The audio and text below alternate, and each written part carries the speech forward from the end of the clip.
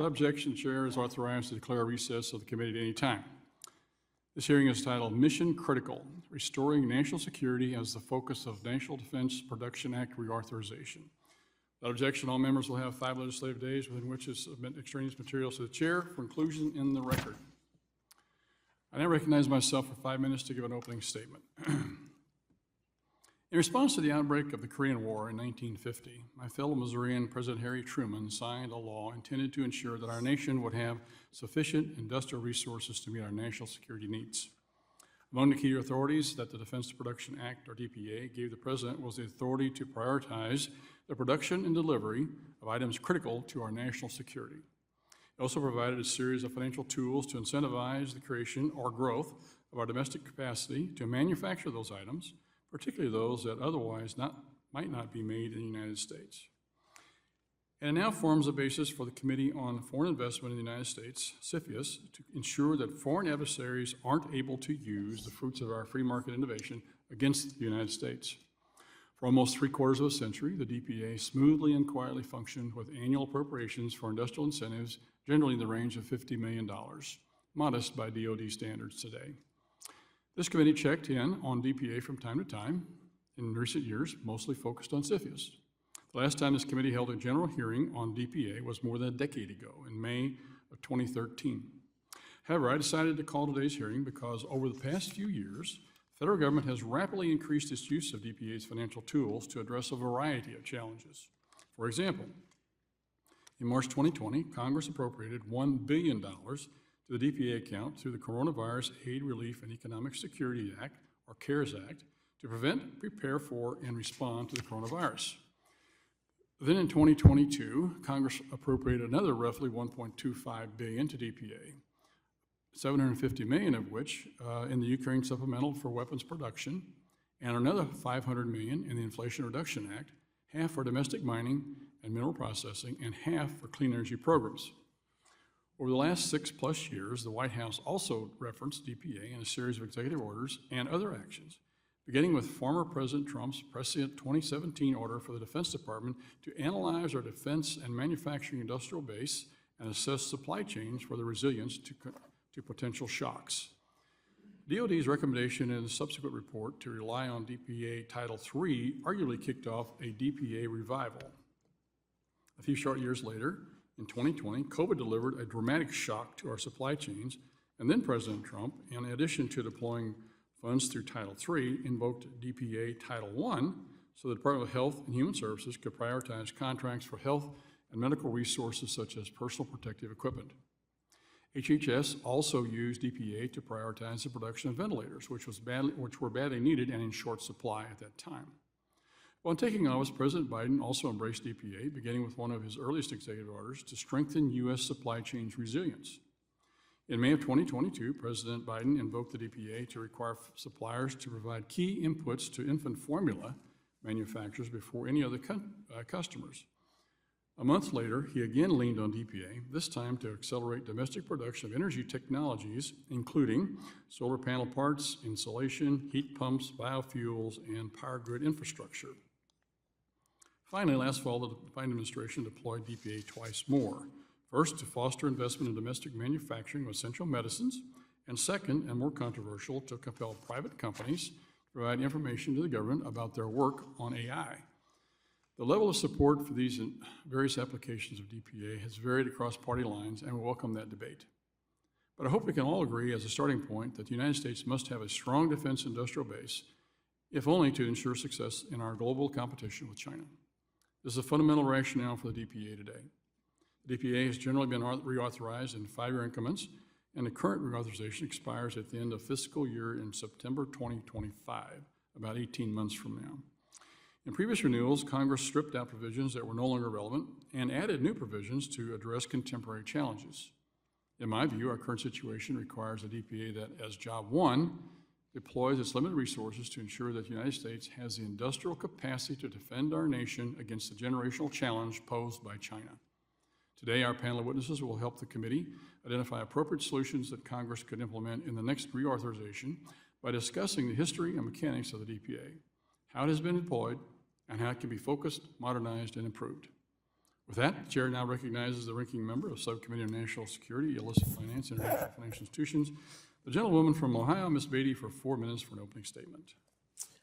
Thank you, Mr. Chairman, and good morning to our witnesses, and thank you for holding this hearing.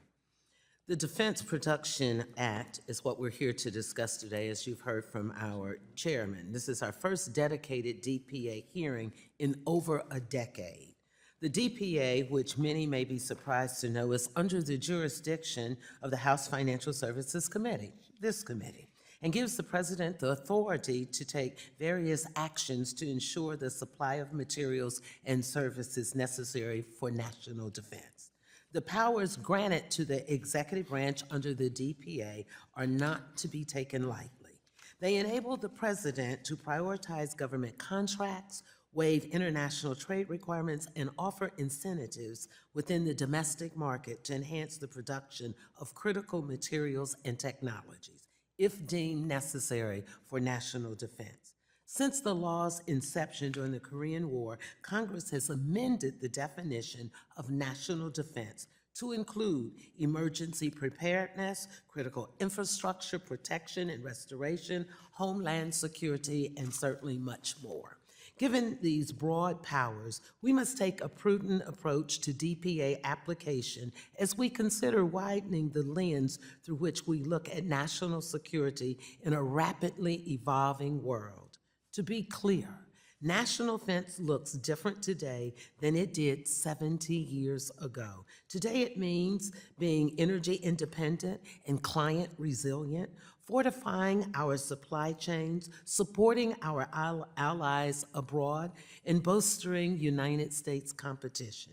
In recent years, the executive branch has appropriately used the DPA to address crises outside of the traditional sphere of national defense. During the horrific COVID-19 pandemic, invocation of the DPA quite literally saved lives, facilitating the production of ventilators, respirators, vaccinations, and coronavirus tests to help Americans weather the storm. With the increase of frequency of extreme weather events that cost us billions of dollars in damage and results in thousands of deaths per year, there is no doubt that climate change is a national security risk. Accordingly, President Biden justifiably issued presidential determinations, and certainly we've heard the list of things that President Biden used it for, stated by our chairman. Accordingly, President Biden also used presidential determinations to accelerate domestic manufacturing of clean energy technologies. As we look ahead to what the next crises might be, whether it's climate change, a pandemic, or war, we must continue to use DPA wisely and reinforce our readiness to tackle major challenges. During the Korean War, American industry turned on a dime to ensure that we win the war effort, and we did it again in the 21st century to combat the horrific virus that took out more than 1.1 million American lives. United States competitors are looking ahead at the challenges of the future. We must do the same, leveraging tools like the DPA to boost U.S. strength and stability. As we prepare to reauthorize this essential legislation in the coming year, I look forward to working with my Republican colleagues to once again on this historical bipartisan effort. And again, I'd like to thank our witnesses for being here, and I look forward to your testimony, and I yield back. Very good. Thank you for that, Ms. Beatty. Today we welcome the testimony of our 4 witnesses. I will start with Mr. Luke Nicastro, Dr. Jeffrey Nadaner, and Mr. Roger Zakheim, and Dr. Todd Tucker. We thank each of you for taking time to be here. You'll each be recognized for 5 minutes to give your oral presentation of testimony. Without objection, each of your written statements may be part of the record. This is a little housekeeping note. The gentleman on the end is transcribing all that takes place today, and so sometimes the microphones need to be pulled very close to you. They're pretty good. They've improved them significantly since I've been here over the years. But those boxes in front of you do move forward. If you just pull them toward yourself, so you get as close to it, straighten out the microphone to make sure you can almost take a bite out of it.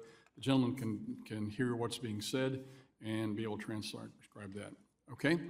Other than that, you guys have 5 minutes. You know, whenever you see the little yellow button go on your screen there or in your box, it means you got a minute to wrap up. When it hits red, I have the gavel. So with that, Mr. Nadaner, you're apparently recognized for 5 minutes for your remarks. Thank you, Chairman Lukemeyer, Ranking Member Beatty, members of this committee. I testify before you today in firm support of the reauthorization of the Defense Production Act, however contingent on certain revisions and reforms. The DPA, as you know, confers upon the President authorities to shape the domestic industrial base so that when called upon, it can provide essential materials and goods needed for the national defense. Through more than 50 authorizations, Congress has expanded that definition to include domestic preparedness in response to natural hazards, terrorist attacks, and even to encompass renewable energy sources such as solar, geothermal, wind, and biomass. This promiscuous growth in the definition of national defense is a concern I share. Nonetheless, as I saw firsthand as Deputy Assistant Secretary of Defense, the DPA, if properly employed, remains an important tool to fill gaps in supply chains. And those gaps, they can stop the production of crucial military systems, they can fix weaknesses in defense infrastructure, and they can mobilize the country in the face of a broader national crisis, as was the case with COVID-19. Now, the broader global risk context is essential. The correlation of military and economic forces is deteriorating for the United States of America around the world. Look at the return of industrial-scale land warfare in Europe. Look at Iran's proxy offenses across the Middle East. And most of all, look at an aggressive China, which has a defense and manufacturing industrial base that dwarfs our own. Indeed, the emerging China threat is on par with the Axis during World War II and the Soviet Union thereafter. And America confronts these challenges with a defense industrial base that is much withered and denuded since the Cold War.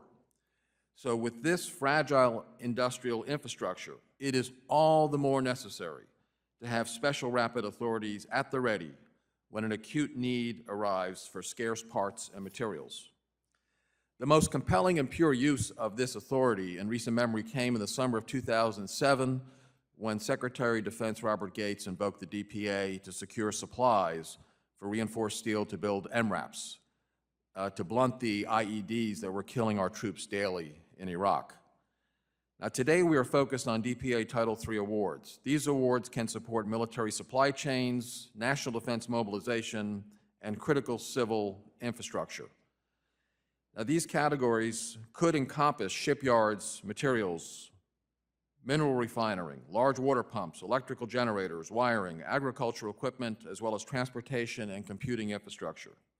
Now, having worked at senior executive levels of the Defense Department and industry, I hold that the DPA should be reauthorized to focus more effectively on national defense and indispensable public systems that enjoy uncontroversial, widespread, bipartisan support. A reformed authority would make the DPA a ready tool to first rescue and fix the very serious gaps in America's defense industrial base and buttress the related commercial supply chains, and second, enable a defense mobilization provided that the Congress and a future president determine one is necessary. The U.S. defense industrial base cannot be relied on to meet the nation's needs today. DPA Title III could provide a crucial part in reviving that base. And we're going to need significantly more output if the international situation continues to deteriorate in defense supplies like ships, autonomous vehicles, aircraft, and most of all, longer-range munitions. The skillful and systematic use of DPA could fill these holes, and I wish to stress, enable the entry of new defense tech companies who, as we've seen with space launches and drones, enabled by artificial intelligence, can do things more quickly and cheaply and with more competition, given the proper opportunity and incentives. The country should have the option, as Congress and FDR created before World War II, to tap commercial entrepreneurs to bring innovation, competition, and economies of scale to military production. And here the key word is before. So as you'll note in my prepared statement, I propose 7 reforms to the DPA, including more expanded use of loans and how that can happen, and also the kind of expertise and the executive agent relationships that the DPA office will need. I would also note that DPA Title III could benefit from Fast 41 authorities for permitting. It is no good to get a DPA grant if one does not get the permitting and cannot train the workforce to make that happen. So with that, I hope that the Congress will reauthorize the DPA and do it now, so it's at the ready should the nation need it. Thank you. Thank you, Mr. Nadaner. I forgot to introduce each one of you with regards to your backgrounds. And Mr. Nadaner is a former Assistant Secretary of Defense for Industrial Policy and Senior Vice President of Government Affairs at Govini. And Mr. Nicastro is next up. And Mr. Nicastro is an analyst in U.S. defense policy at Congressional Research Service. Sir, you're recognized for 5 minutes. Thank you, Chairman Lutkemeyer, Ranking Member Beatty, and members of the subcommittee. Thank you for inviting the Congressional Research Service to testify today. This morning, I'll summarize my written statement on the Defense Production Act of 1950, or DPA, starting with a brief overview of the statute itself, followed by a sketch of its historical development and recent uses. I'll conclude by offering a few issues facing Congress. The DPA provides the President with an array of authorities to, quote, shape national defense preparedness programs and maintain and enhance the domestic industrial base. Over the past 74 years, successive administrations have used the DPA as a tool to manage the nation's defense-related productive capacity, invoking its authorities to increase the domestic supply of goods and materials. These authorities are grouped into titles, of which 3 are extant today. Title I, which allows the President to require industry to accept and prioritize contracts and orders to promote the national defense. Title III, which allows the President to provide loan guarantees, loans, purchase commitments, grants, and other financial assistance to businesses to expand productive capacity and supply. And Title VII, which provides the President with a variety of authorities, including the powers to obtain information from businesses, form agreements with industry, and block certain corporate transactions. Title VII also defines key terms, notably national defense, and provides for the Act's termination. The DPA was originally enacted in 1950 at the beginning of the Korean War. In addition to the 3 current titles, it included 4 addressing broader management of the economy that have since lapsed. From its inception, the DPA has contained a sunset clause requiring periodic reauthorization to retain effect. Congress has reauthorized the Act dozens of times and also amended many of its provisions. Some of these amendments have broadened the definition of national defense and thus the purposes for which the DPA may be used, expanded who is eligible for Title III assistance, and changed how Title III activities are funded. Congress has also altered reporting requirements and used Title VII to codify other industrial base related authorities. The executive branch's use of the DPA has also changed. After extensive application during the Korean War, for instance, employment of Title III declined, reaching a nadir between the late 1960s and early 1980s before rising again starting in 1985. The use of Title I has been more consistent, although the contracts it supports have varied. In terms of its authorities, Title VII has historically been the least used title. The number, variety, and value of DPA activities increased dramatically beginning in 2020. This was initially driven by the use of its authorities, particularly Title I and Title III, by the Trump and Biden administrations to support COVID-19 response efforts, including through prioritizing pandemic-related contracts and expanding production of vaccines and medical supplies. However, since 2020, the Biden administration has also used the DPA for policy priorities such as increasing production capacity to support Ukraine and strengthening clean energy supply chains. Turning now to the role of Congress, I wanted to highlight 3 potential issues this committee may face. Firstly, Congress pays for DPA activities. It does this mainly by making appropriations to the DPA fund, which pays for Title III projects.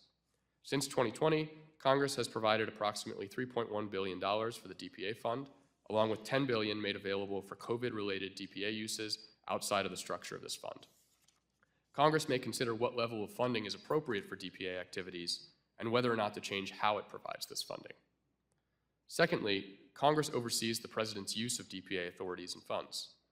If Congress assesses that these are not being used in appropriate or effective ways, Congress has a variety of options, including developing and considering legislative provisions to, for instance, direct the use of the DPA for certain purposes, or to modify notification or authorization requirements. Congress may also consider whether or not to amend provisions of the DPA itself to change how the President may use its authorities.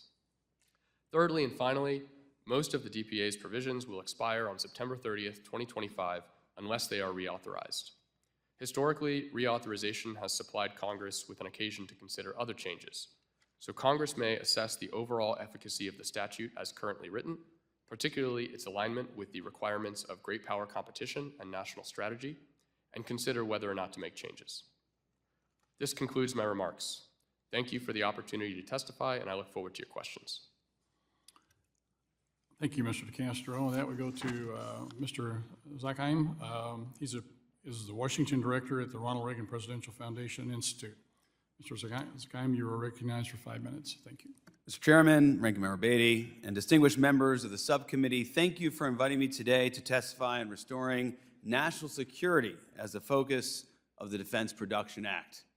As this committee considers the 54th reauthorization of the DPA, it is prudent to consider that the United States faces the most dangerous international security environment since 1980, at a time where the U.S. military has lost or is losing its military superiority over our adversaries, and during a moment where the size of the force is declining with every passing year.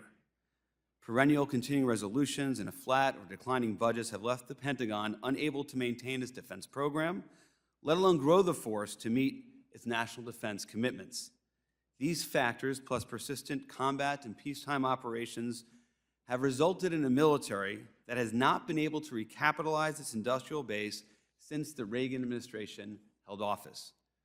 During the same period, China has engaged in the largest military buildup since the Soviet Union in the 1960s. A few data points. Just this week, we learned China has increased its defense budget by 7.2%, continuing a 20-year run of continuous growth. China has the largest navy in the world. And relevant most of the DPA, China's shipbuilding industry fields 232 times the shipbuilding capacity of the United States. 232 times the shipbuilding capacity of the United States. These reality makes this the most consequential reauthorization of the DPA since its enactment in 1950. As was mentioned, the wars in Ukraine and the Middle East have revealed that the United States may not be able to restore deterrence or, if necessary, prevail in a protracted conflict, absent a concerted effort to increase America's defense production. As Undersecretary of Defense Bill LaPlante recently just said, production itself is deterrence. While full inventory of the military's capacity shortfalls is beyond the scope of this testimony, 3 areas of urgent need are the following. 1, munition and weapons. 2, naval shipbuilding and maintenance. And 3, supply chains and strategic materials shortfalls. My written testimony outlines the scope of the challenge in each of these categories and ways the DPA can help. The objective in all these cases should be investment in extra capacity, stockpiling inventory, funding emerging technologies, and last, of course, expanding domestic production. In recent years, the DPA has drifted from its original focus on national defense to addressing non-defense national emergencies. While the use of the DPA for a national emergency like COVID-19 proved essential, it should be the exception and not the rule. The DPA, as originally enacted, defined national defense as the operations and activities of the armed forces that are, quote, substantially concerned with the national defense, end quote. It is essential that we return to the definition of the national defense definition, as originally enacted, with an annual appropriations supporting DPA projects via grants and loan guarantees. We must remember that capital invested in the DPA offers the taxpayer a trifecta. It helps the economy, it helps the American worker, and it strengthens our military. As this committee embarks on reauthorizing the DPA, It should consider upgrading the authority to address 4 essential elements of defense production value chain. Number 1, capital or loan guarantees to drive increased production capacity. 2, incentives to build and sustain the defense industrial base workforce. 3, fast-track permitting, as was mentioned, for DPA-supported projects. And number 4, supporting and sustaining single points of failure in the defense industrial base supply chain. Without a concerted focus across these 4 lines of effort, use of the DPA authority will produce suboptimal or uneven outcomes, risking failure. The United States should take advantage of this moment and recapitalize our military and expand America's industrial capacity. This would help build a military that can restore deterrence, uphold the peace, and avoid the wartime mobilization that the DPA was originally designed to address. It is time to put the D back in the DPA and to rededicate its funding and unique authorities to national defense priorities that catalyze defense production for the 21st century. Thank you, Mr. Chairman. Thank you, Mr. Zakheim. Dr. Tucker is up next. Dr. Tucker is Director for Industrial Policy and Trade at the Roosevelt Institute. He's recognized for 5 minutes, sir. Thank you. Chairman, ranking member, and distinguished members of the subcommittee, I thank you for the opportunity to testify today on the DPA. As a political scientist who studied the history and evolution of the DPA, I wish to make 3 major points. First, the DPA promotes the health of the economy as a whole, both military and civilian. Neither the DPA nor its predecessor laws from the Franklin Roosevelt administration are narrowly focused on military issues or military procurement. From the beginning, the health of the civilian economy, and in particular energy production, has been a central animating concern. After all, we do not have 2 economies, industries produced for both military and civilian sectors. The dual mandate is well reflected through the referral of jurisdiction of the law to this committee, which can take a broader view of the economy than your armed services counterparts. Moreover, Executive Order 13603, codifying the responsibilities for the DPA, give major responsibilities to a wide range of agencies beyond just the Defense Department. Looking at the DPA text itself, you can see why this dual mandate exists. It speaks to the importance of the health of the domestic industrial base as a whole, not simply the defense industrial base. It points out that that domestic industrial base needs support to have continuing improvements in its efficiency and responsiveness. Moreover, the DPA goes further and states that independently of any particular military need, to the maximum extent possible, domestic energy supply should be augmented through reliance on renewable energy resources. And the text also points to the importance of the competitiveness of the industrial economy of the U.S. as a whole. Second point, the DPA is a diverse toolkit with diverse applications, some at low to no cost to the taxpayer. First, Title I's priorities and allocations are used hundreds of thousands of times a year. These help resolve supply chain problems by making sure that materials go to the most urgent and important uses. FDR used the DPA's predecessor powers to ensure that steel and other materials were directed towards their highest value uses in both the civilian and military economy. President Trump used DPA authorities to get vaccine manufacturers the inputs they need and to go after price gouging in the PPE industry.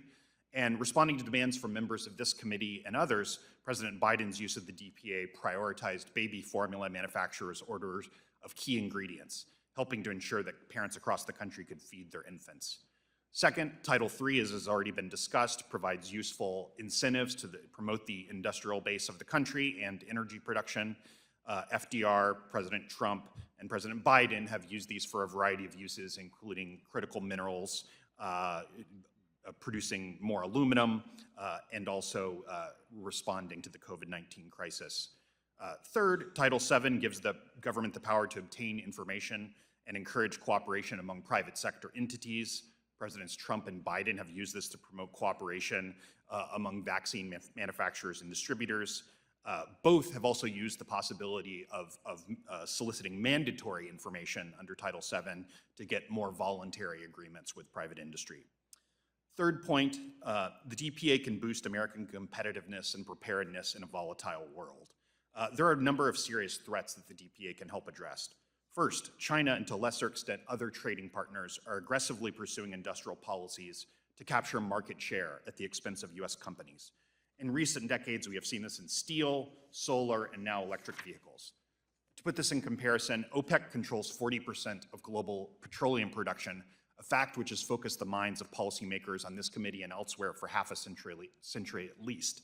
Today, a single country, China, controls upwards of 90% of some of the supply chains that are critical to future energy resilience and independence. Moreover, European allies are advancing beyond the US in critical sectors like wind and green steel. Second, and relatedly, US economic, military, and intelligence agencies deem climate change one of the top risks to economic and national security. Until recent years, it was rare for the United States to experience an extreme weather event that caused more than $1 billion in damage. Today, these are happening on average once a month. In 2021, nearly 1,000 people died from these events. These events have lasting impacts on economic growth and financial security. Americans are affected this in still other ways, such as where DoD is incurring billions of dollars a year in damages to base camps from extreme events. Each of these dynamics will interact with the previously noted industrial policy trends to create both challenges and opportunities for the US industrial base and its efficiency, responsiveness, competitiveness, and access to energy. In the face of all of these challenges, the DPA can serve as a patch and complement to other laws enacted by Congress. Thank you for your time, and I look forward to answering your questions. Thank you, Dr. Tucker. We'll now turn to member questions. The chair recognizes himself for 5 minutes to begin the questioning. Mr. Nicastro, the Defense Production Act has been reauthorized many, many times, as you mentioned. As you think about the next reauthorization, what lessons can this committee draw from previous experiences, and what are the best practices that emerge from your review of its history? Thank you, Mr. Chairman. I think to the extent that Congress can take a forward-thinking approach and incorporate its priorities as these relate to national strategy generally and industrial policy more specifically, that has, I believe, tended to be looked back upon by Congresses as an element of successful reauthorization of the DPA. As an example, one could look to how the DPA was reauthorized in the aftermath of the Korean War and see that the Congress at that period was looking forward to potential future crises and trying to alter the legislation such that the authorities that were necessary when the U.S. was actively engaged in hostilities in Korea were eliminated or were allowed to lapse, or while those that were suitable to a more peacetime environment were retained and potentially expanded. You know, each of you in your testimony talk about the importance of this act, and I certainly agree with that. I think it's very important that we're able to protect our country and find ways to move forward with supply chain problems, and be able to prioritize our defense needs over some of the others from time to time.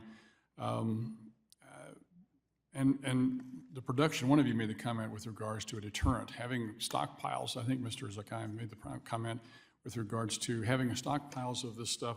Actually, even if we never have to use it, as a deterrent, other people, other countries around the world to be less aggressive. So I think there's a need for all this. Kind of concerned about the the expansion of this. What Mr. Nadaner and Mr. Zakheim, you've both commented quite extensively on concerns about it. And when we see some of the things that we've used it for, like to solve the baby formula problem, for instance, trust me, I'm not against children. I realize that was a national problem at that time. But I don't know, is implementing the National Production Defense Act, is that a way to solve that? Or can the president by executive order do that? Would each one of you like to comment on some of the things that we were using it for now? And are there other alternatives, such as executive order, other ways to address this rather than use the Defense Production Act? Either one or both. Chairman, I could not agree with you more. I think the one way is to go to Congress and to seek an appropriation. And Congress will, on something like baby formula, will act very quickly.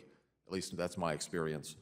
I think if the Defense Production Act covers everything from national defense to the weather, national defense in itself is a very substantial undertaking. So I believe it has to be something that, if it's outside national defense, it has to be something on which basic societal functioning depends. Like the electricity may go out, or the water may go out. And we may face scenarios like that in the future, or there's a terrible disease. Do we need a definition in law then to codify this in a way that it kind of narrows it a little bit, or is there something else that's in there that already does it?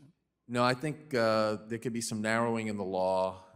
maybe a good place to start, the Obama-era national preparedness executive order even expands upon the law.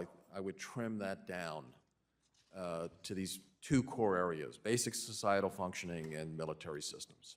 Mr. Zakheim. Mr. Chairman, I would only add that we ought to tailor the use of the DPA and the funding to the national defense strategy. It's quite clear what the priority is in the national defense strategy. China is labeled as a pacing threat. It is the first. There are distant second, thirds, and fourths, and that should be reflected in the allocation use of this very unique authority. And I think that would help the execution of the law. And certainly if you're in a national emergency, there's flexibility. It's why it's so unique. But day to day, it should be guided by our national defense strategy. And of course, China, whether you're looking at the Biden national defense strategy or the Trump defense strategy, starts with the People's Republic of China. Okay, Mr. Nadaner, very quickly here, my time is running out. With regards to oversight over this, inspector generals are in a number of different agencies that wind up utilizing the DPA. Do you see a need for an IG over just this program, or are they adequate where they're at? Should we have the agencies compile themselves into one so that there's actually some oversight over everything? How do you see, because now we're at billions of dollars rather than a few millions of dollars that are invested in this program. How do you see that? I think I would require more transparency from the office on a regular basis. However, a IG that is going to be dedicated to this program, I think it's going to have a chilling effect. One of the problems that we've had with DPA is the action is too slow, and that's partially because of risk aversion. Okay. And I think if there's a problem, IGs can be appointed. There's GAO, and there's certainly congressional hearings. Okay, my time's up. I appreciate that. Thank you very much. Thank you, sir. Okay, with that, we go to the gentleman from Texas, Mr. Gonzalez, recognized for 5 minutes. Thank you, Mr. Chairman. Mr. Nicastro, nearly all Defense Production Act authorities will terminate on September 30th, 2025, with few exceptions such as the Committee on Foreign Investment in the United States and antitrust protections for certain voluntary industry agreements. As the primary committee of jurisdiction in the House, we're responsible for the reauthorization. Could you give us examples of what would happen if this authorization were to lapse? Thank you, Congressman. The biggest impact of a lapse of this authorization would be the loss of tools for the executive branch. And these tools have been used off and on for over 7 decades. With Title I, you would be talking about a change to the way that DoD does its contracting, because the priorities and allocation system is very deeply ingrained. DoD reports placing an average of 300,000 to 350,000 of what they call rated orders through that system. With respect to Title III, DoD reports at least 56 active projects that are ongoing, so presumably if that authority were to lapse, those projects could not be executed, and again, that is a fairly substantial tool that the executive would lose access to. Thank you. Traditionally, and this is to all witnesses, traditionally the Defense Production Act has been a bipartisan law with broad support from both parties. Together, members of Congress have supported the Defense Production Act used through wars and pandemics, among other crises. Why is it important to keep the law and the reauthorization as a bipartisan endeavor, and why should members reject partisan rhetoric and actions when it comes to national defense? I'm happy to begin. Sir, if you look at every president of any stripe, political party, this is a tool they rely on. And of course, whether it's if the United States is engaged in armed conflict, or as I've outlined, trying to prevent one through deterrence or national emergency like COVID-19, you don't wear your party suit for that one. You're American, and this is an essential tool, which is why we have the opportunity to testify before you as you consider the 54th authorization. I don't have to tell members of this committee how unusual perhaps it is to have one law see that many authorizations, and it's a reflection of its importance. What I think we're talking about here across the dais, and then I'll turn it over to my colleagues, is the prioritization. Because the challenges before us are great, and on the national defense front, they run deep, and this is an essential tool with limited resources, and they should be allocated to our national defense priorities. Thank you. I couldn't agree with you more. And this is also to all witnesses, in Defense 1, Article 2, experts on the Defense Production Act and government contracting note that national defense, that the Defense Production Act is governed by a mishmash of old and overlapping executive orders spanning numerous administrations. Should the Biden administration consider how to refresh and simplify these decades of orders, perhaps issuing a new executive order that clearly outlines and aligns the Defense Production Act and other authorities, policies, and responsibilities to better position the government to address future national emergencies? And if so, what do you suggest? If I may, sir, I've been the administrator of the Defense Production Act. I did not find the collection of executive orders that date back sometimes a few decades, but most of them are fairly recent. I didn't find it an impediment. I do think there are structural changes in the office that administers DPA that could be useful, and that could be written into law. I think one is, currently the law requires that office to use an executive agent from the Air Force. That's performed out of Dayton, Ohio. That made sense in the days when the total office for industrial base, all the functions, way beyond DPA, had around 10 people. Today there are several hundred people. So I think the distance from decision makers is a problem. It's creating a principal agent issue. So I would end the executive agent. And then I think there's a need for real, not just bodies, but just really subject matter experts. We're talking about areas like energetics, welding, machining, advanced manufacturing. So I think there's roughly 10 sort of master's and PhD level experts that are required, and I believe that the law should allow that office to pay for that as a percentage of the grant. Thank you. I yield back. Gentleman yields back. That would go to the gentleman from Kentucky. Mr. Barr, Chairman of the Financial Institutions Subcommittee. Thank you, Mr. Chairman. And Mr. Zakheim, I was very impressed with your testimony that the DPA, impressed and alarmed with your testimony that the DPA has drifted from its original focus on national defense to addressing non-defense national emergencies. And none is more alarming, no example is more alarming than your testimony that zero of the DPA funding appropriated in the Inflation Reduction Act has gone to core national defense needs. Mr. Zakheim, what is the specific and pressing danger of allowing the DPA to lose its focus on national defense? Thank you for the question. It's what I outlined in the testimony. If you look at our core national defense needs, they are suffering from insufficient funds to get after the recapitalization and increase of capacity. And that runs, as I outlined, in three core areas. If you look at the funding outlook on the annual basis and defense appropriations that the Department of Defense relies upon, it is declining year over year in terms of what they have planned in the program for the DPA.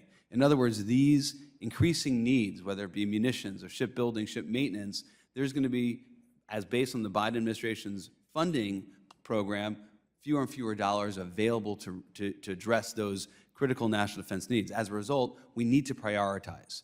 I mean, if you just look in the coming years, we have $949 million in FY24.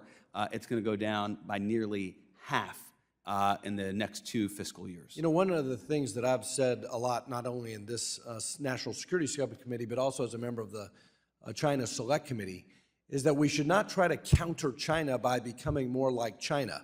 We should not think that we can counter China or deter China or defend ourselves against Chinese aggression by imitating Chinese industrial policy. And so the DPA does serve a narrow and unique purpose, but non-defense related matters should not be the target of the DPA. And I think you make a good point for prioritization. Dr. Nadaner, accelerating FMS to Taiwan is critical to maintaining deterrence across the Taiwan Strait, but there is currently, as you well know, a $19 billion backlog of weapons that the U.S. has sold but not delivered to Taiwan. How can the DPA be used to accelerate those deliveries to establish the deterrence necessary? The Title I authorities can be used to give prioritization to those orders, but the creaky defense industrial base is going to need a lot of injections of DPA Title III grants or loan guarantees. It just simply cannot produce very much. If you notice, sir, around the world, our adversaries, China, Iran, North Korea, they do not have problems producing large numbers of weapons. We, on the other hand, the collection of countries, the US, Europe, our allies in Asia, do have trouble.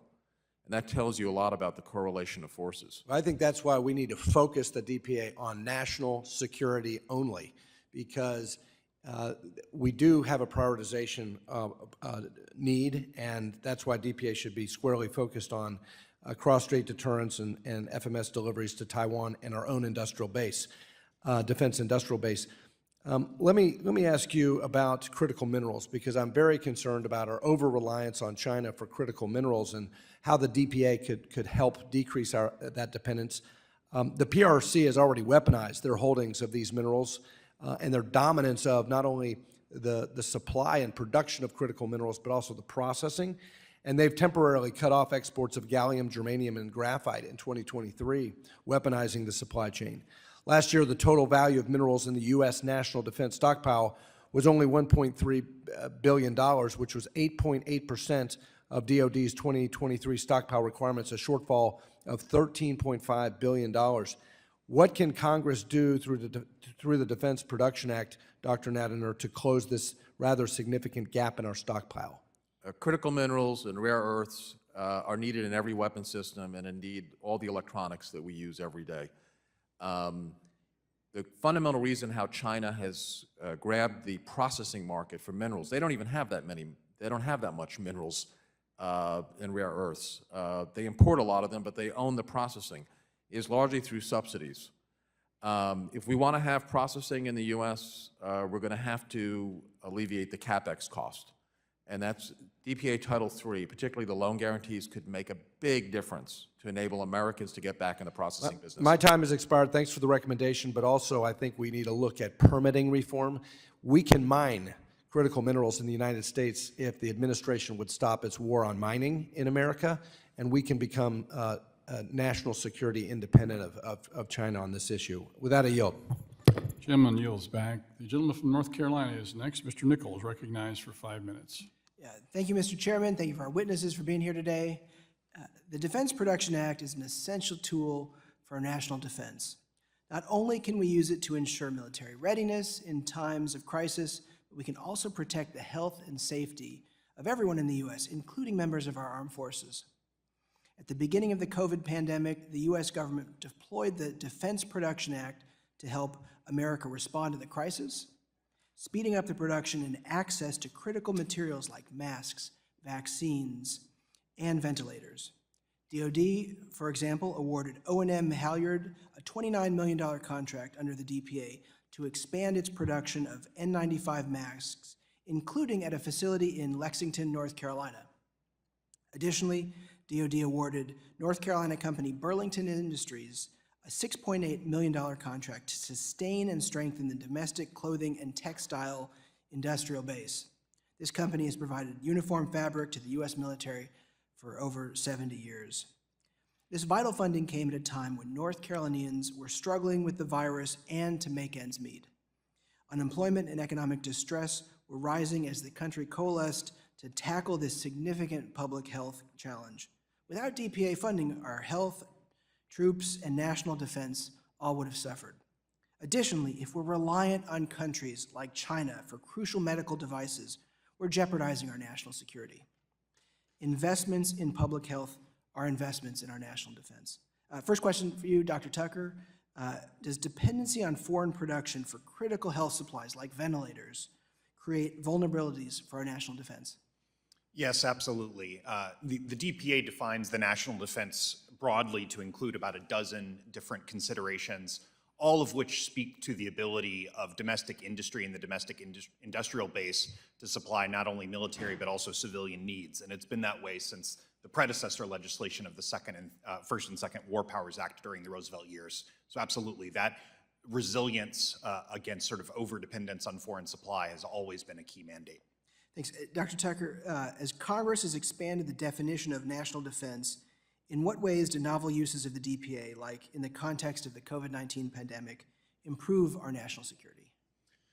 Public health is a key contributor to our ability to be resilient as a country, and that affects both our citizens that are in the military as well as elsewhere.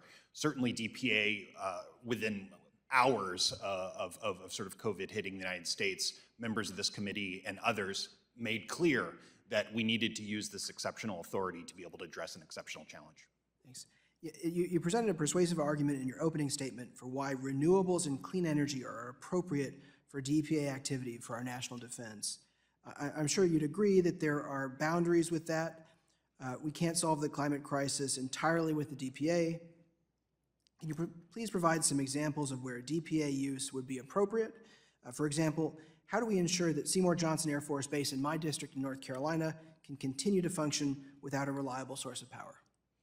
Absolutely. There's a reason that energy production has always been, and very explicitly in the last several decades, a key part of the DPA. It's because of the recognition that the rest of the economy runs on energy. So there has been an emphasis on both renewable and non-renewable sources of energy to be able to exactly keep Air Force bases, Army bases running, but as well as the rest of the civilian economy, because the ability of the domestic industrial base to meet any of the needs that Congress has outlined in terms of its definition of national security and national defense is crucial on the supply of energy. Thanks so much, and I yield back. Gentleman yields back. That would go to the gentleman from Pennsylvania. Mr. Muser is recognized for 5 minutes. Thank you, Mr. Chairman, very much. Thank you all for being here. It's an interesting situation. I appreciate all of your insights thus far and your opening statements. So I particularly like the statement, we need to put the D back in DPA. And it sounds like that needs to be done, and that needs to be taken very, very seriously. So, you know, the White House has many regulatory loopholes to subsidize and has been doing the green energy projects instead of, you know, fossil fuels and such, and nuclear and all. And one could make an argument, as some of you are, that that's at the expense of our national security. When we don't have a all of the above and all of the below as well approach, we purchase from Russia, China, Venezuela, Iran, and allow them to fulfill the needs of all kinds of other countries as well. So that's just backwards thinking.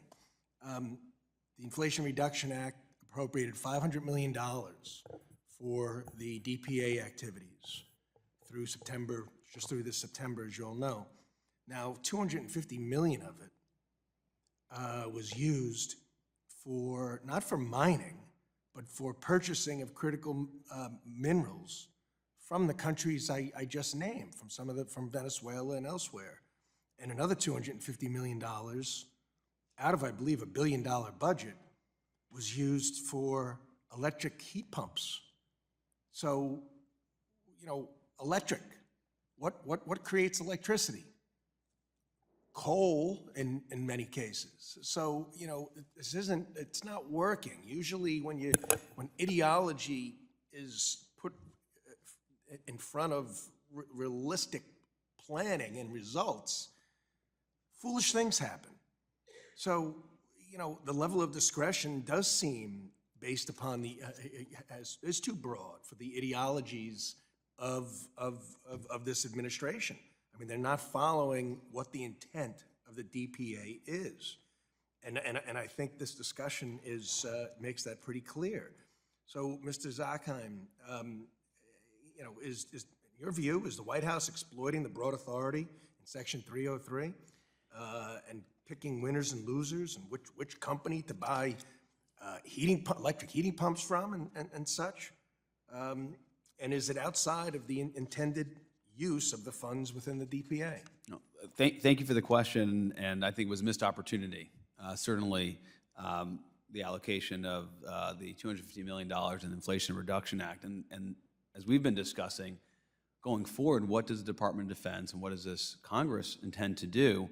As I noted, that if you look at the Biden administration budget, the funds that they're planning to put against DPA are declining significantly, roughly half of what was authorized and appropriated in the previous fiscal year. At the same time, this Congress, sir, has passed a law in last year's National Defense Authorization Act requiring that any, especially minerals and materials that that are sourced from China need to be sourced elsewhere, primarily by the United States, by 2028. And so what I would think this committee would want to do as it reauthorizes DPA is say, well, how are we going to ensure that that mandate passed by this Congress for 2028, how is the DPA going to support that? And that, I think, leads to the prioritization, sir, that you seem to be emphasizing, which I agree with. Okay, thank you. Dr. Nadaner, can you discuss the role of U.S.'s domestic permitting process? Is it playing a counter effect to, as we spend this money on mining, which is really purchasing these minerals from elsewhere, how that plays into this, and should that be considered part of the DPA mandate or within the DPA so as we can utilize our own natural resources? Yes, mining and mineral processing has an inextricable link to the DPA, particularly when we are so dependent. The fact is that to do almost anything significant in terms of infrastructure in this country, we have a permitting process that is double the time of Canada and Norway and Australia. These are countries that have environmental laws that are at least as good as ours, if not superior. Double the time. So if it's 7 years to get the permitting and the litigation done in Canada, it's 14 years here. Thank you. Yield back, Mr. Chairman. Gentleman's time has expired. With that, we go to the gentleman from Illinois. Mr. Foster is recognized for 5 minutes. Thank you, Mr. Chair, and to our witnesses. I'm going to start out by saying I'm a big fan of how the flexibility of these authorities have been used. In the last Congress, I was on the COVID Select Committee, and I collaborated with Representative Mark Green in initiating and observing the GAO oversight of Operation Warp Speed. And I have to say I was impressed that, you know, this was an emergency. The standard was not zero waste. The standard was maximum haste, and that was a good decision. And so I went away, you know, there were many lessons learned from that, and the GAO is a really valuable tool in this. But I think that's an example where something completely unanticipated turned out to be crucial. And so I'm a fan of keeping these flexible. However, I'm not, a bunch of issues. Mr. Nicastro, just what fraction of all of our military spending goes through the DPA? Thank you, Congressman. The answer will depend on the time frame that we look at, but if we look at DPA spending since FY 2020, say, inclusive, that's about $13.1 billion. So compare that against the total defense budgets for the past 4 fiscal years, or 3 fiscal years, and it's a fairly small fraction. What, like safe to say. percent level, or even less? What's the total defense? So $13.1 billion, sir. And if you had an annual defense budget, you know, around $800 billion, so it's Annual, okay, all right, so this is a, you know, probably, it sounds like a sub-percent level. yes, sir. And so that is, yeah, so that it's not, so, Mr. Zakheim, you mentioned our inability to build ships at the same scale. So the money that we spend on through the DPA is not going to rebuild the shipbuilding industry. That has to be handled at a much higher level. And would you agree that that's, you know, these are very targeted small things, not big ticket items? Yes, and as you know, there's shipbuilding accounts authorization appropriation, but this is such a unique authority that can have outsized impact, and that's what I'm trying to emphasize today, that if we allocate this against some of these capital projects, and I would also advocate increased appropriations for the DPA, you could have that outside impact. Dr. Nadaner has referenced these loan guarantees, for example. A loan program, if it's revitalized, could have a significant impact on ship maintenance facilities and shipbuilding of the capital nature where the current industry is unable to accomplish. Sir, if I may add, it is conceivable that a future Congress, and a president faced with a national emergency coming from abroad. They say, we need to produce a lot more.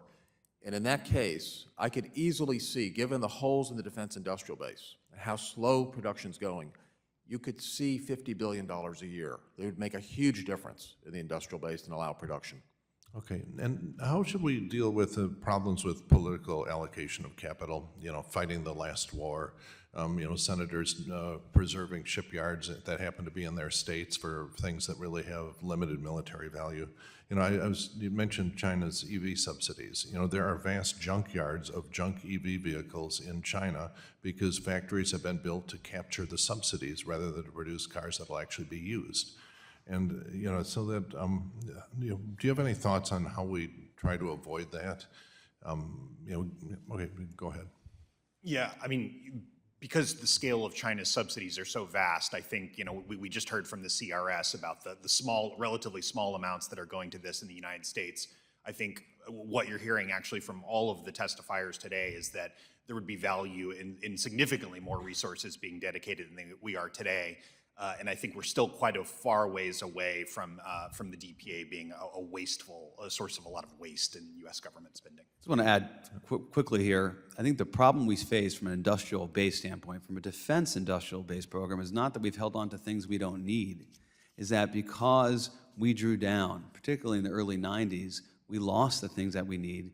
Businesses became more efficient, and those capabilities went overseas, primarily to China. And it's that problem that we're trying to recover from right now. Yeah, but if you look into the future, drone swarms are going to be much more cost-effective than capital ships.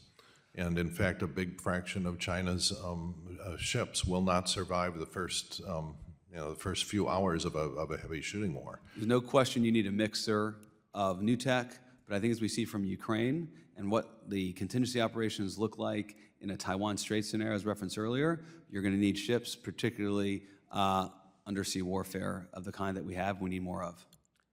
All right, my time's up, and yield back. Jumping yields back, that would go to the gentlelady from California, Ms. Kim, recognized for 5 minutes. Thank you, Chairman Luckmeyer. I want to thank our witnesses for being with us today. The conflicts around the world increase the demand of U.S. weapons from our allies, and that demand has also overstretched our weapon-making capabilities that was revealed the fragility of our domestic industrial base. For example, according to one report, there's just one factory in the United States that can manufacture the black powder for one of the shells most widely used by the Ukrainian military. And our shipbuilding capability has also diminished in the last few decades. According to U.S. Naval Institute report, we have seen shipyards that build warships for the Navy, while the CCP operates more than 20 shipyards to support their naval shipbuilding. Mr. Zakheim or Mr. Nadaner, you can both answer this question. Do you believe that DPA can be utilized as a tool to encourage more competition? And if so, are there any changes that could be made to do so? I'll start and then turn it over to Dr. Nadaner, and thank you for the question. I think with the allocation of the DPA, those making the awards, as Dr. Nadaner oversaw in his time in the Pentagon, need to make sure that the projects not only ensure that the capital is going there and it's going to increase capacity, but we're also looking to use the DPA against key areas like permitting, as was referenced before, and workforce programs to help make sure that if the capital goes in, the project can actually be executed based on these other things. And Dr. Nadaner has referenced how we are way behind in terms of the permitting. But I do think that the DPA, because of its unique authorities, we will see the funding go up in the future and scale to address some of the strategic problems that you've just identified.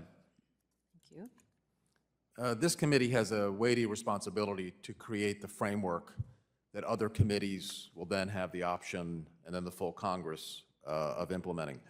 I would note that with whether it is the more traditional heavy big systems or the new systems like artificially intelligent drones and swarms, the percentage of Chinese parts and components in these systems. It's unforgivable.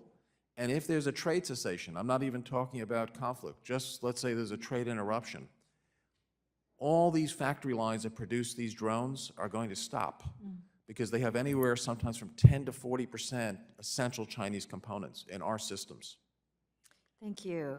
You know, in Executive Order 14110, the Biden administration compels private industry to provide information on its development of artificial intelligence products. That order makes a seemingly novel use of DPA's Title 7, a compulsory information gathering authority applied to an industry that has not otherwise been subject to DPA actions under either Title I or Title III. Has the DPA been used this way before, and if so, how often has it been used?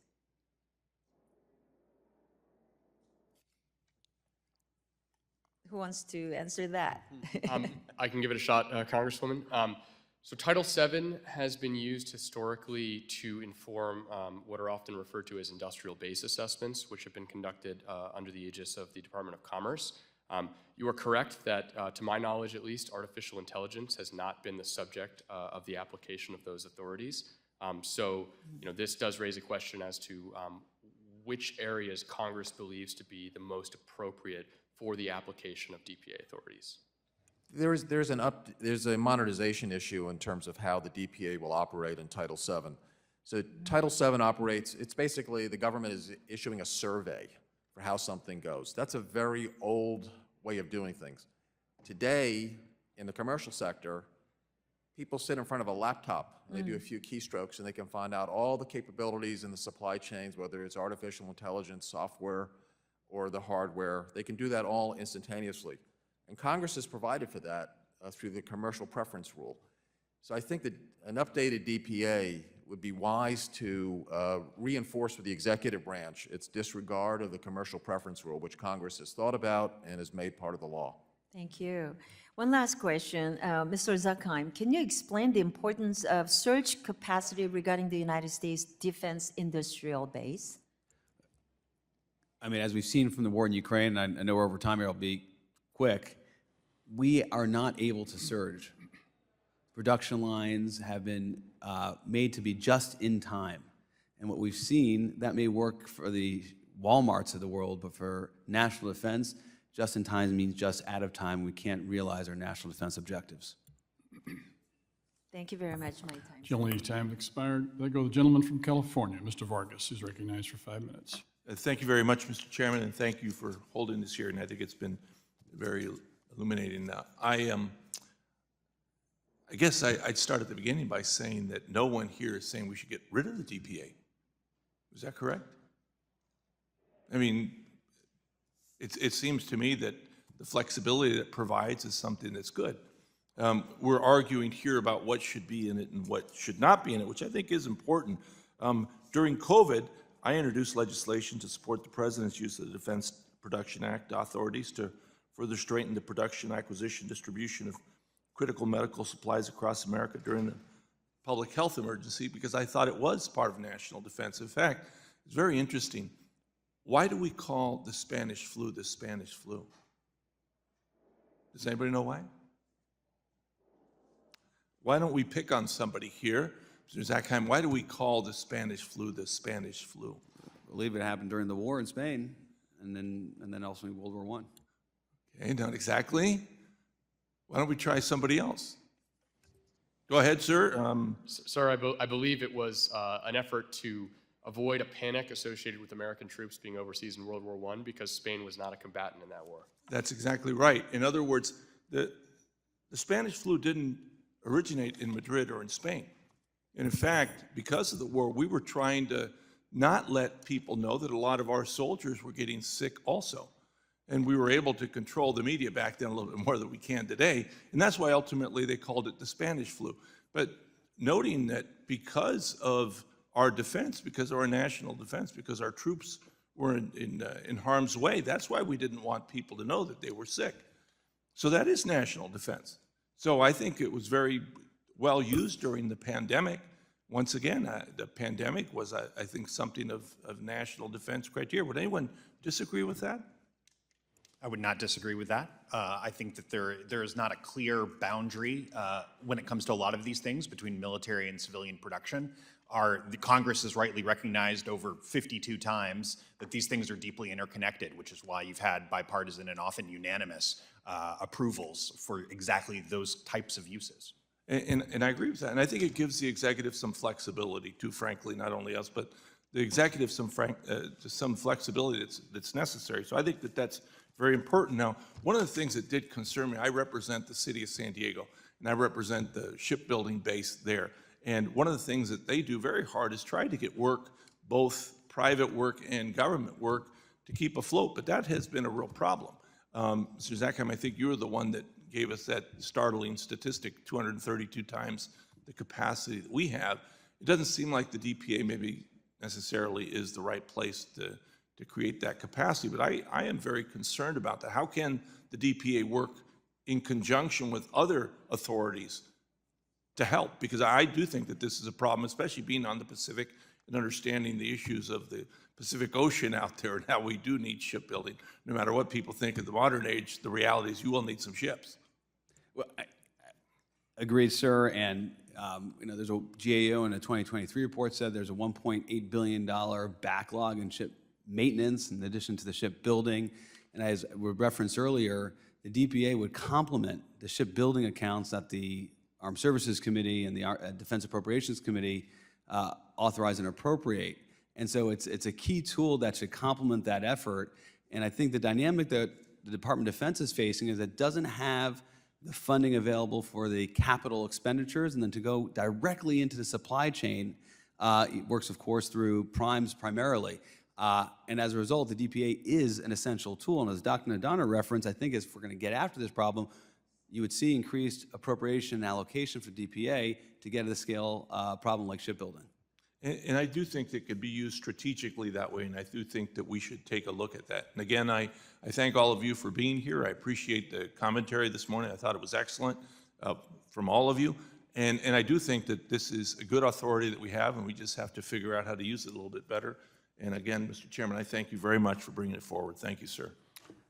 Thank you for your questions, and gentleman yields back. With that, we go to the gentleman from Iowa. Mr. Nunn is recognized for 5 minutes. Thank you, Mr. Chairman, and appreciate this entire panel for being here. We've talked a lot about the big picture aspect of the defense industrial base. I'd really like to hone in on some of those cutting edge technologies and the smaller elements that help our defense industrial base be so both fluid and successful. For a while I worked with the Defense Innovation Unit out in California, really bringing in some of the technology piece as a liaison there before I took this exciting job. But now that I look back in Iowa, I recognize immediately we've got a ton of small businesses that are helping in the defense sector. RMA Armaments, Wellman Dynamics, and then of course some of the bigger ones like Collins Aerospace all play a critical role, all have a component in our hometowns. So the time is now for the U.S. to gain a competitive advantage, Mr. Chairman, and the defense technology manufacturing side of this. I really want to begin, Dr. Nadler, you've obviously worked at the Department of Defense, you've seen this. Do private sector defense tech startups have an easy follow-on path to get into government procurement and acquisition? Sir, they do not.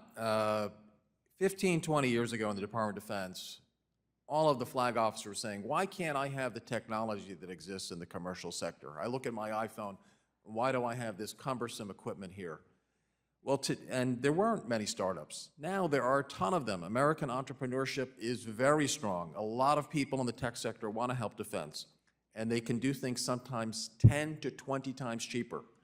However, the path into the Department of Defense, because of the DFARS, is extremely hard. And the Defense Production Act could open up a lot of competition if used properly. Now, talk to us about some of the things that could help a startup company, whether it's something in artificial intelligence or whether it's a guy making a better armament or body protective vest, be able to get on with our Department of Defense today. Well, one is Title I can be used to give them a priority allocation for the order. Then the CapEx is always an issue. And defense equipment has hardware, and it's CapEx intensive, and CapEx is a very unfavorable thing in the U.S. economy compared to Germany, Korea, or Japan. So the DPA Title III grants could enable them to have the infrastructure that they need to produce that hardware.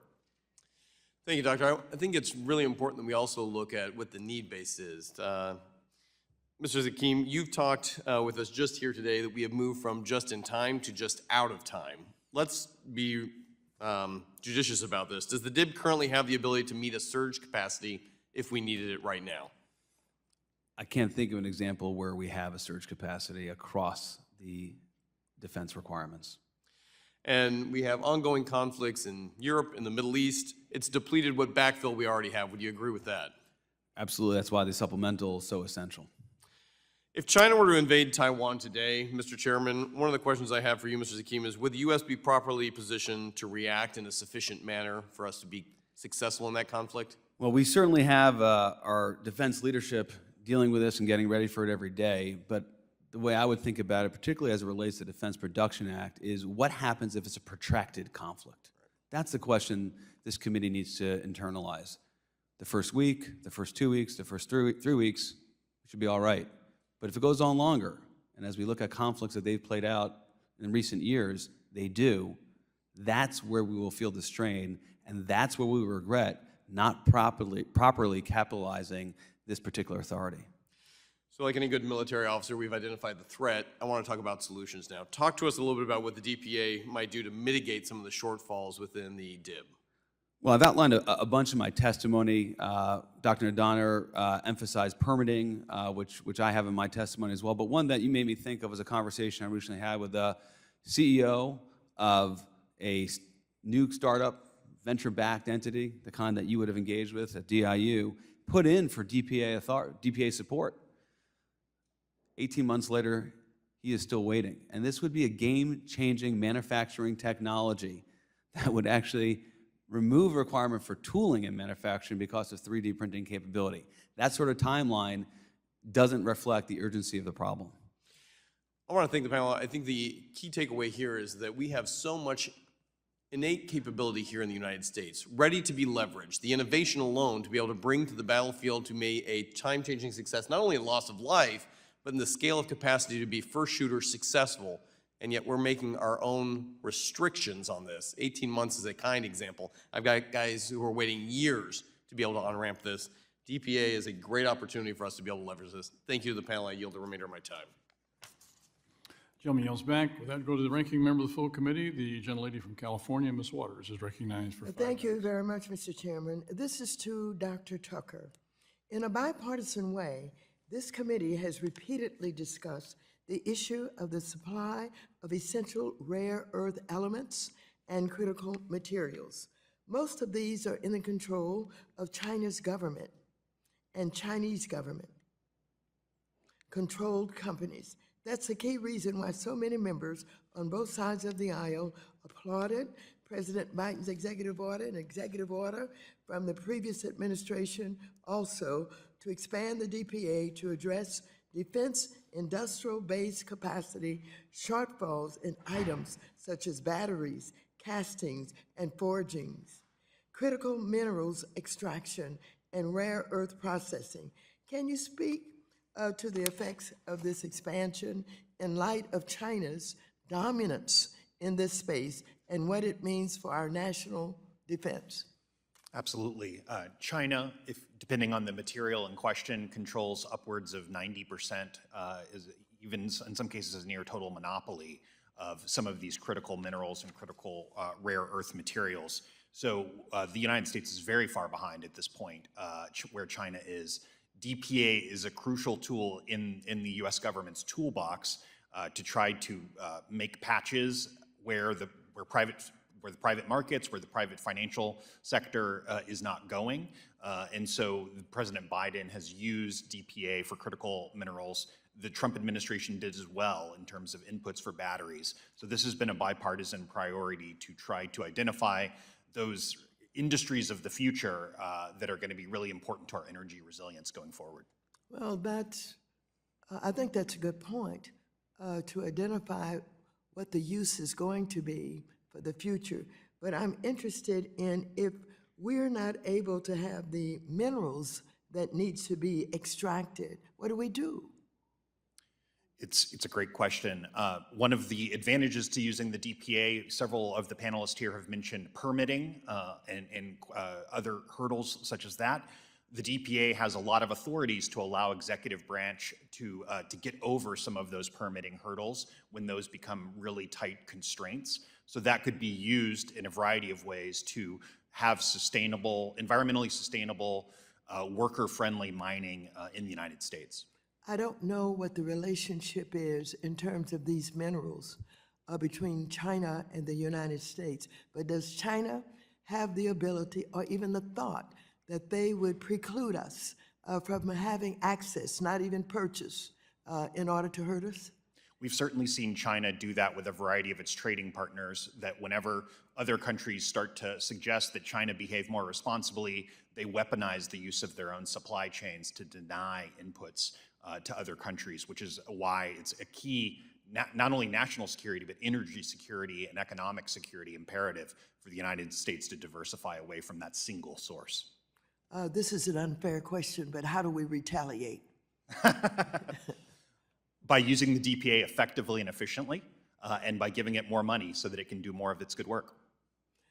So you see this as a real national security concern? Absolutely, and so has members of this committee and Congress going back to at least the 1970s, if not the 1940s. So absolutely, it's a key national security concern. Well, thank you for being here with this testimony today, and I yield back the balance of my time. Gentlelady yields back. And with that, we are out of questioners today, so we would like to thank our witnesses for being here today. You gentlemen did a great job, and we appreciate your expertise and your sharing your knowledge with us today.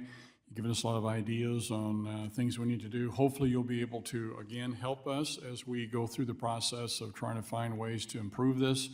The DPA is an important tool in a toolbox of the Defense Department and the President to be able to address needs as they come up, as well as be able to have the foresight to understand what the needs may be in the future. And so if you can help us with that, we'd certainly appreciate it.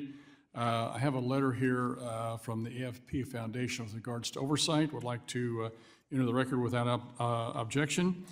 And also without objection, all members will have 5 legislative days within which to submit additional written questions for the witnesses to the chair, which will be forwarded to the witness for their response. Ask our witnesses to please respond as promptly as you can. And with that, the hearing is adjourned.